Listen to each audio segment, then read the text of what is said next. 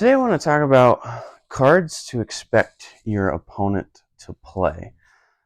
These are some of the best cards in Spark of Rebellion, but the ultimate goal of this video is not just to understand the best or most powerful cards, it's to understand how to think a step ahead of your opponent. If you can understand what he or she is trying to do, you can do a better job countering that. So I'll start with just Dark Side. And I picked two straight villainy cards, one being Snow Trooper Lieutenant and the other one being Veers.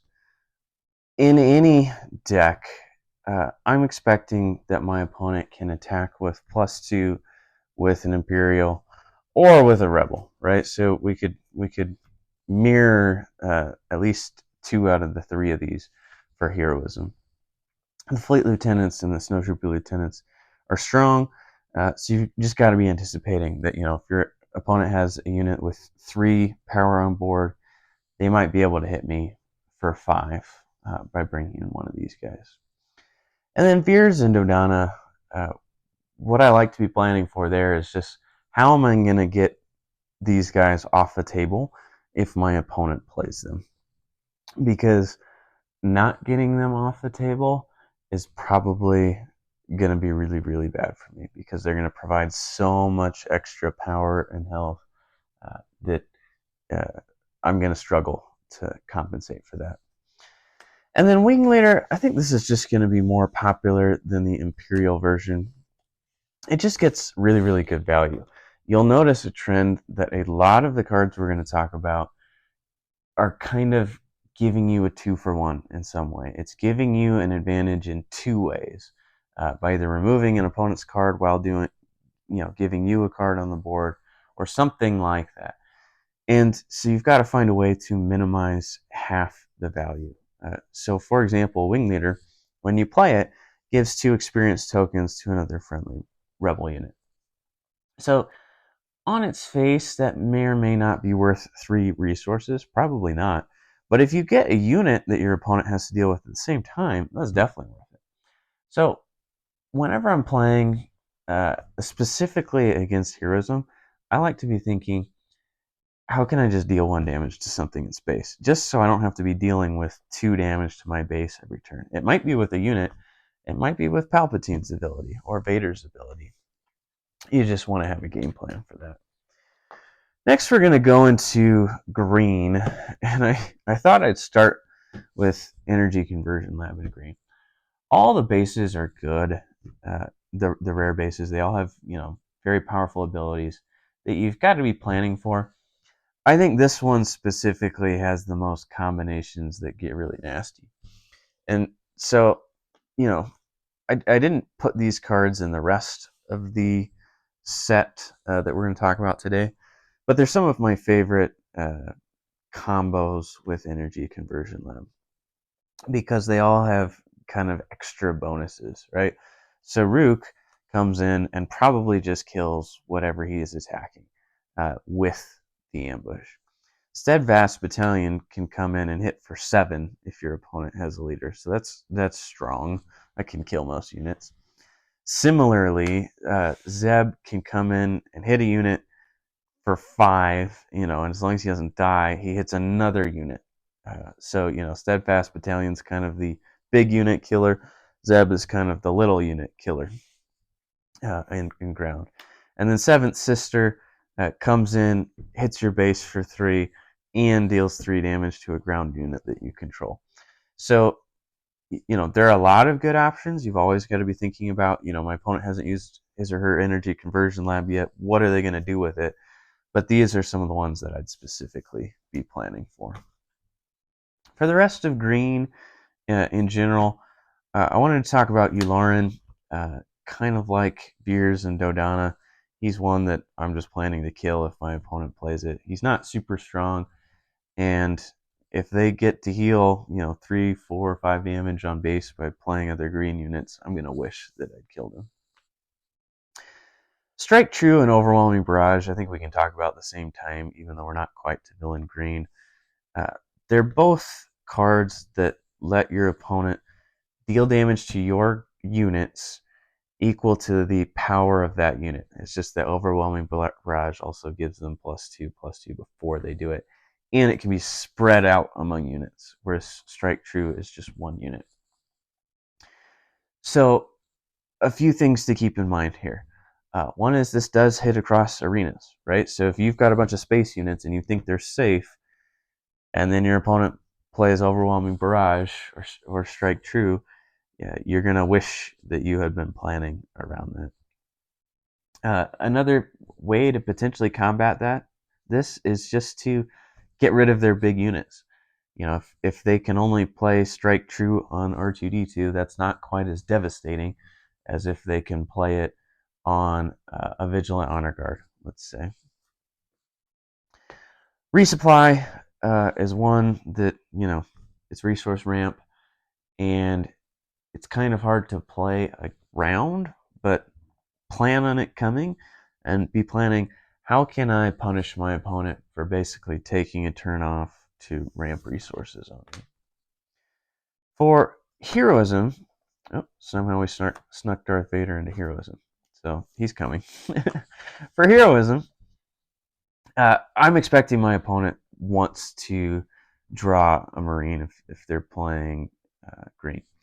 It's a super strong unit, attacks for 3, has 3 health. It can win a lot of the opening round plays. Akbar is another one. He's great early, and he's great mid, and he's great late. He's a really strong card, right?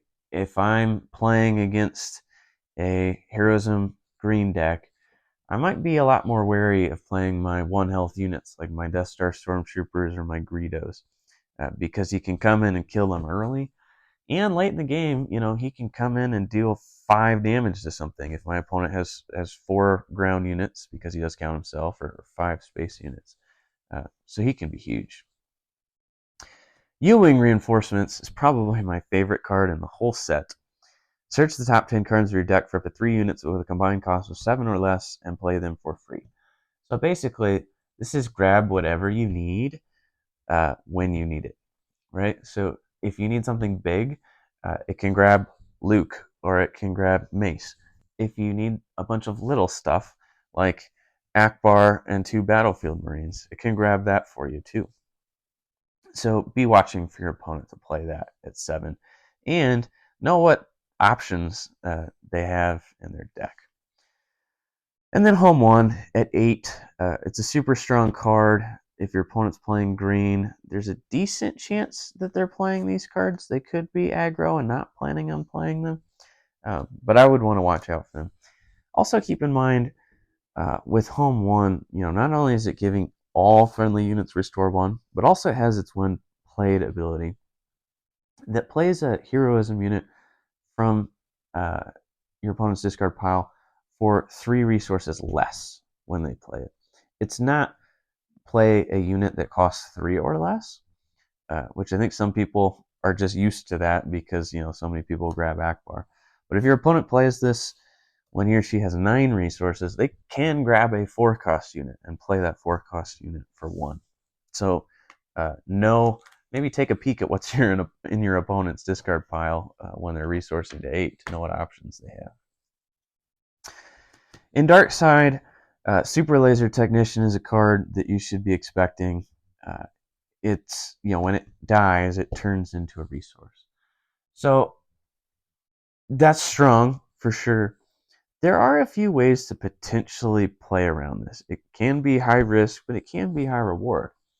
If you're, playing a decent amount of yellow and you can exhaust units, you could try exhausting the Super Laser Technician, or only playing units in space so that it can't attack into your unit and get itself killed. Now, if they're running, some way to do direct damage like Death Troopers or Vader or something like that, then you might not be able to prevent the Super Laser Technician from dying. But that can be big. If your opponent has this out, they're thinking they're going to 5 resources this turn, but you exhaust their Super Laser Technician, so they're stuck at 4. They might have kept a card that costs 5 and not even be able to make a play this turn. So that can be super fun. And then Emperor's Royal Guard. This card just has strong stats. 3/4, gets an extra health if Palpatine's out, and then becomes an official. Or, I'm sorry, it becomes a Sentinel if your opponent has an official. I've hinted at this, but I like to just kill the officials before this thing even hits the field. Uh, the officials are strong, and if your opponent has this and a Veers, now this thing is even stronger. It's a 4/5 or a 4/6, and you've got to deal with that. So just kill Veers when they play Veers.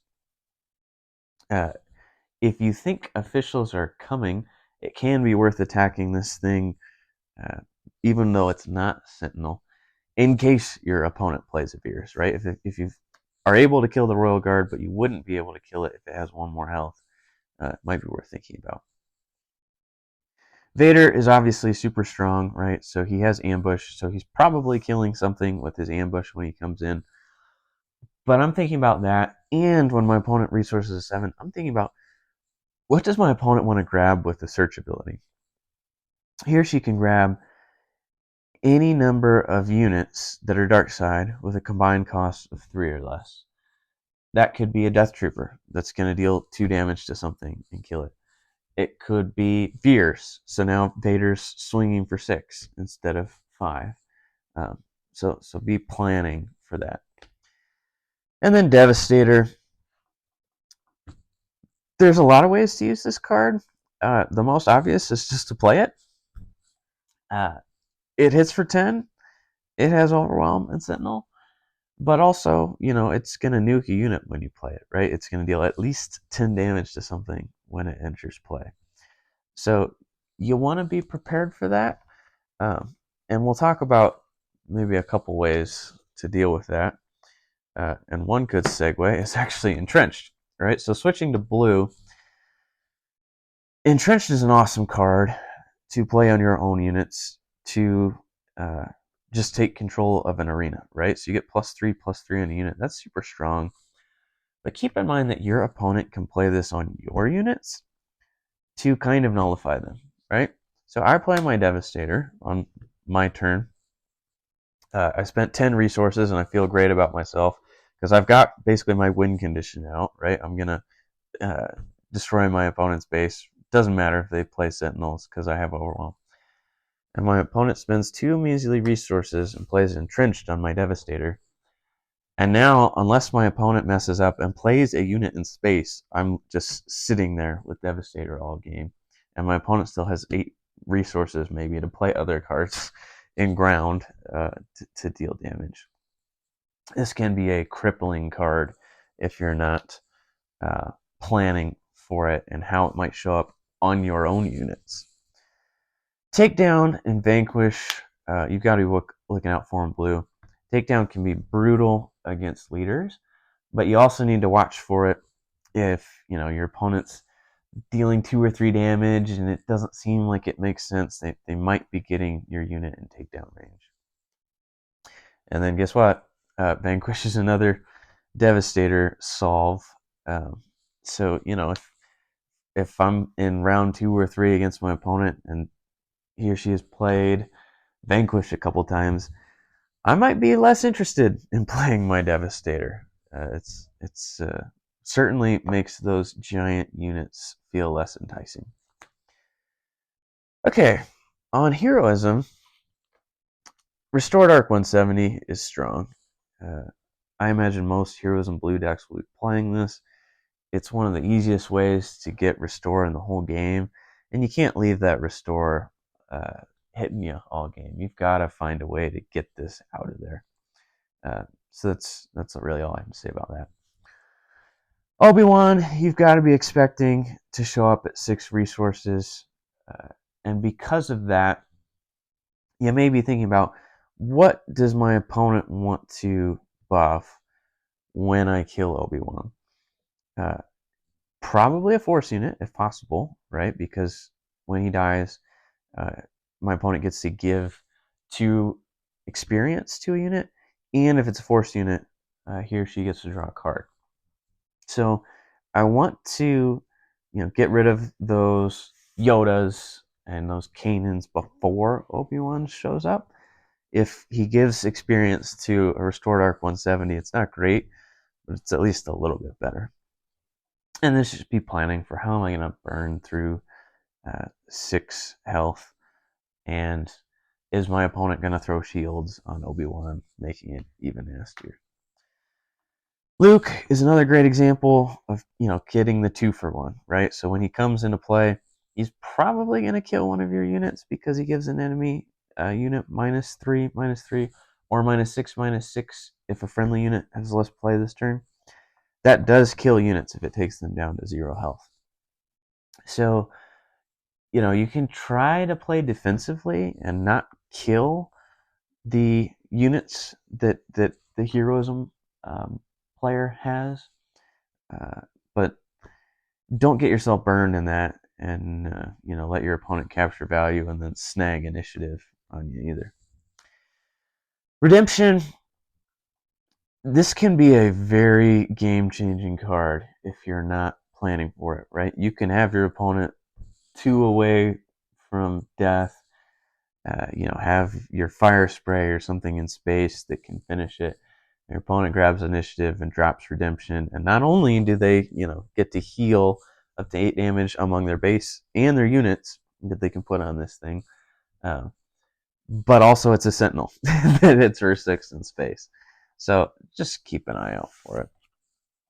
And then in villain blue, there's a lot of cards to watch out for. The first one in my mind is Power of the Dark Side.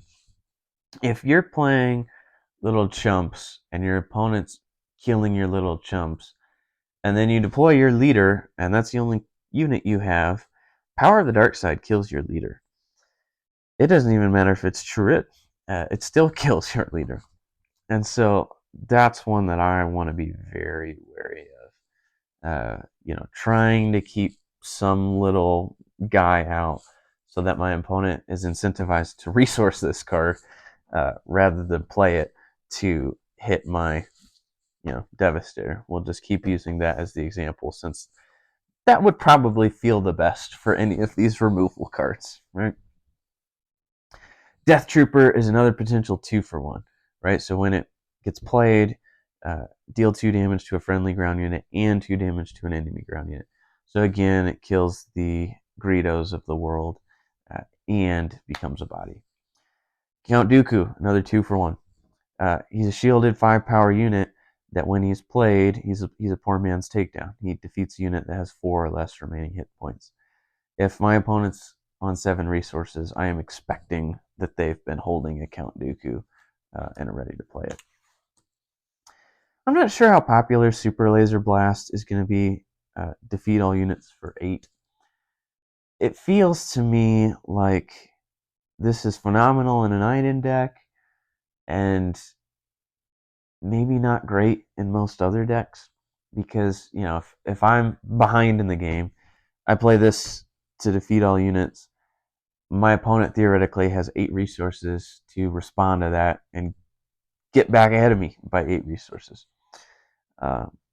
But it is one that you can kind of play around a little bit, right? So like if you're just walloping your opponent and you've got board state and your opponent's at 7 resources and they grab initiative, maybe expect a Super Laser Blast. And even if you have an extra unit or 2 that you could play in your hand, maybe just hang on to them so that you can bounce back better if your opponent plays this. And Avenger, resources at 9, and when played and on attack, an opponent chooses a non-leader unit they control to defeat that unit. You've got to be expecting it in villain blue. This is a phenomenal entrenched target as well. Just make it so they never get to attack.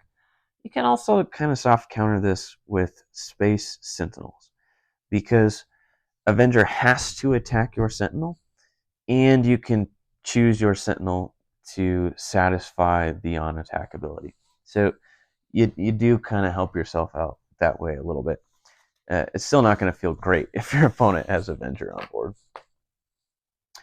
Let's go to red. I started with a couple hand disruption cards. If my opponent's playing red, especially if they have force units in their deck, I want to be watching out for force throw. And this can wreck you in two different ways, right? So choose a player. That player discards a card from their hand. Then if you control a force unit, you may deal damage to a unit equal to the cost of the discarded card. My opponent might play this and target me, and now I have to discard a good card in my hand.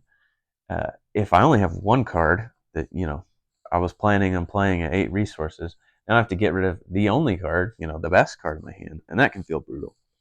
But also, my opponent can force throw their own Devastator at my unit, right? So I deploy Palpatine. I finally got in here. I got my big guy, and my opponent force throws Devastator. That's going to feel really, really gross. So play around that if you can. Destroy your opponent's force units is one good way to do that. Force Surrender is another cool one. Draw 2 cards. Each opponent whose base you've damaged this phase discards 2 cards from their hand. I'm not sure how much play this is going to see, but I bet it's going to be hard to come back from. I actually like that it's not just draw 2 and discard 2 from your opponent, because theoretically you do get to play the best card in your hand before they can hit your base and play this. And so that's one to keep in mind. If you think Forced Surrender is coming, maybe start by playing the best card in your hand, after your opponent has hit your base, rather than, attacking with a 2 power unit or something like that. I put Wolf in here too. He just shuts down some decks, right? If you're playing Iden and planning on dropping a super laser blast, and your opponent plays Wolf on the turn that you resource to 8, you're gonna hate your life. So, maybe don't delay healing if you think Wolf is gonna get played, and if he's out, obviously get rid of him. On the heroism side, Sabine is super, super strong. She is great against those 1 health units, like the Death Star Stormtrooper, because with her on attack, she can deal damage to the defender or the base. That's before combat damage is dealt. So she just kills them and takes nothing back. There's not a whole lot of good options against her. She's also phenomenal against shields, right? Because her on attack ability kills the shield on the crafty smuggler, let's say. One of the best counters to her, in my mind, is the Battlefield Marine. If she's attacking, they both die. But if you're attacking her, you live with 1 health left, and you kill her. So that may be a trade that I'm looking for if I'm playing Heroism Green and my opponent's on Heroism Red. Then we got a couple cheap space units. I think much like Sabine is maybe the best 2-drop in ground. Green Squadron A-Wing, in my mind, is definitely the best 2-drop in space. It's a 1-3 with Raid 2, so it's almost a 3-3. If my opponent has initiative and they're attacking first, it is a 3-3. And no ships right now can make that trade if my opponent is attacking with a Green Squadron A-Wing into me. So, if I have initiative and I've got my Restored Arc 170, my opponent has a Green Squadron A-Wing, I'm attacking the Green Squadron A-Wing to try to force them to not win the trade on me. This can get even worse with cards like Red 3 that give it another Raid 1, right? Red 3, kind of like Veers and Dodana, is bumping every friendly heroism unit with Raid 1. So you've got to get it out of there. And there can be some really degenerate things where your opponent plays, Green Squadron A-Wing into Red 3, into Wing Leader, and now, this little 3-power Green Squadron A-Wing is actually basically hitting for 6. And your opponent can ready it with Keep Fighting, which didn't even make the list, but it's pretty gross. Okay, for a cause I believe in is a 3-cost card that reveals the top 4 cards of your deck, and for each heroism card revealed, you get to deal damage to an enemy base. You can also discard any of the real cards and put the rest back in top in any order. So there are some top deck combos that can be built with this that you may be able to try to disrupt. But in general, I'm watching out for this to close out the game. My opponent probably doesn't want to play this on turn 2 when they've just resourced to 3 because they're giving up some board, space for damage on base. But if I'm at 4 health, and even if it doesn't look like my opponent can close out the game, I'm attacking with my restore unit just to get over 4 health rather than waiting and getting a loss for a cause of believing. And then Mace is potentially a board wipe if you're playing a bunch of weenies in ground. So it's just one to keep an eye out for, because as long as he kills something, he keeps readying and killing things. For Dark Side, I only picked a couple units here. Fifth Brother is a super strong Dark Side force unit, right? It's enabling force throw and force choke and force lightning. And so I kind of picked him to just represent all force units. This can get nasty. Get rid of your opponent's force units, and you'll be happy that you did. Especially Fifth Brother, because any unit with raid, you should think about attacking into them before they attack into you. Because when they attack into you, they're stronger, right? You can kill Fifth Brother and only take 2 damage back. But if he's attacking into you, he might be hitting for 5 if he's got 3 damage on him. And then the Emperor at 8 resources, he's dealing 6 damage divided among enemy units when he enters play. And don't forget that he has Overwhelm as well. That can be nasty if you're not thinking about it. On to yellow. I've got these slightly out of order. Let's start with the just yellow cards before we get into heroism and villainy. Shoot first is one that you've got to be expecting. Attack with a unit, it gets +1, and it deals its damage before the defender does. If you've got a 4 health unit and your opponent has a unit with 3 power, you've got to be expecting shoot first to come out. It's such a strong card. And basically still gets you that 2-for-1 that we talked about. It's just that the 2-for-1 is that they get to keep their unit that would normally die. Greedo can be pretty strong, right? He can also, kind of like Death Trooper, he can get a 2-for-1 if he kills something with his 3 power and gets his when defeated ability to get another kill. Surprise Strike, just keep in mind that your opponent might come up with 3 extra power that you weren't planning on. And then Outmaneuver. I think that there will probably be decks built around this card, right? Where someone will build just space units, maybe a few little ground units, and they're planning on playing Outmaneuver. But even if that doesn't happen, this can be a super, super strong card.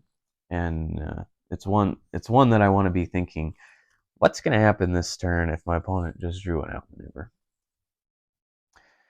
In Heroism, Leia is great. She can hit leaders, right? And this is a good time to mention that just because your opponent has a unique unit in play doesn't mean that they can't play another copy of that unique unit. They actually can. They have to pick one that gets defeated right away, but they still get those when played abilities. So even if your opponent has Leia, you deploy your leader, they play a new Leia, that new Leia can still exhaust your leader, which is strong, to say the least. Ezra, if Ezra's on the field, he's a top priority for me. He's kind of like card advantage, because when he completes an attack, your opponent gets to look at the top card of their deck and choose to play it, discard it, or leave it on top. So at worst, it's kind of card filtering. At best, it's card advantage. So get rid of him. The Falcon solves a lot of space problems, right? It's not an A-Wing solve on the first turn, but it can be an A-Wing solve on turn 2. because it enters play ready, hits for 3, and has 4 health.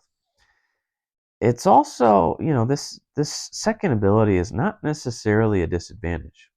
When you ready cards during the group phase, either pay a resource or return it to its owner's hand.